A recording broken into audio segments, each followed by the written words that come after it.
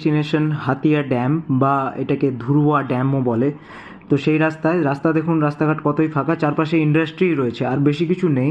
রাস্তাঘাট ফাঁকা, রাস্তার মাঝখানে লোকজন দাঁড়িয়ে আছে আর অটোতে উঠছেও। এত ফাঁকা রাস্তায় অটোতে যাত্রী পাওয়া খুব মুশকিলের ব্যাপার বলে মনে হলেও লোকজন রয়েছে রাস্তাতে, এমন লোকজন নেই তা বলা সম্ভব নয়। আর খুব সুন্দর পরিষ্কার গ্রিনারি দিয়ে সাজানো সিটিটা, রাঁচি সিটিটা। তার সাথে সাথে এখানে একটা বেস্ট জিনিস হচ্ছে ব্যাটারি সাইকেল রেন্ট।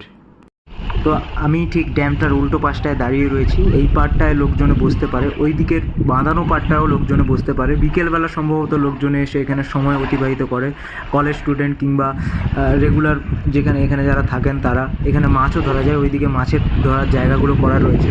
তার সাথে সাথে একটা বেস্ট জিনিস হচ্ছে, যেটা হচ্ছে এখানকার রাস্তার ধারে টয়লেটের ব্যবস্থা থাকলেও মানুষজন দেখছি এখানে এসে রেগুলার মলমূত্র ত্যাগ করে